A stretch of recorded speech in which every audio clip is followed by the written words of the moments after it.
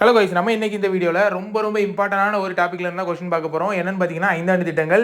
சுதந்திர இந்தியாவிலேயே மிக முக்கியமான திட்டம்னு சொல்லலாம் இந்த ஐந்தாண்டு திட்டத்தை. இந்தியாவில் ஆரம்பித்த மிகப்பெரிய பசுமை புரட்சியிலிருந்து எல்லாம் மிக முக்கிய பொருளாதார கொள்கைகள் எல்லாமே இந்த ஐந்தாண்டு திட்டங்களில் கொண்டு வரப்பட்டது தான். அந்த ஐந்தாண்டு திட்டங்கள் மொத்தமாக 12 ஐந்தாண்டு திட்டங்கள் இருக்குது. எல்லா ஐந்தாண்டு திட்டத்தையுமே இந்த ஒரே கொஸ்டினில் நம்ம கொண்டு வந்துருக்கிறோம். இதே மாதிரி நிறைய இன்ட்ரெஸ்டிங்கான வீடியோஸ் நம்ம சேனலில் தினமும் அப்லோட் பண்ணிகிட்டு இருக்கிறோம். நம்ம சேனலை இது வரைக்கும் சப்ஸ்கிரைப் பண்ணாமல் இருந்தீங்க அப்படின்னா மறக்காமல் சப்ஸ்கிரைப் பண்ணிவிட்டு கூடவே பக்கத்தில் இருக்கிற பெல் ஐக்கானே கிளிக் பண்ணிடுங்க. வாங்க நம்ம வீடியோக்குள்ளே போகலாம். என்ன கொஸ்டின் பார்த்தீங்கன்னா, ஐந்தாண்டு திட்டங்கள் மற்றும் அந்த ஐந்தாண்டு திட்டத்தினுடைய பெயர்கள், அதாவது மாதிரின்னு சொல்லுவாங்க. ஒவ்வொரு ஐந்தாண்டு திட்டத்திலையும் ஒரு மாதிரியை ஃபாலோ பண்ணியிருக்காங்க.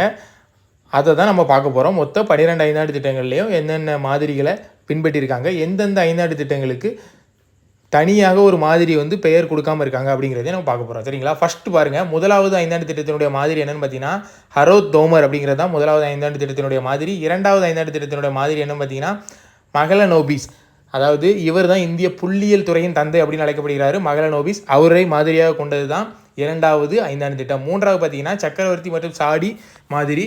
அதுக்கப்புறம் நான்காவது பார்த்தீங்கன்னா, இந்த 3க்கும் 4க்கும் இடையில ஒரு ஸ்மால் கேப் இருக்குது. அதை திட்ட விடுமுறை காலம்னா 1966 1969 வரைக்கும் சொல்லுவாங்க.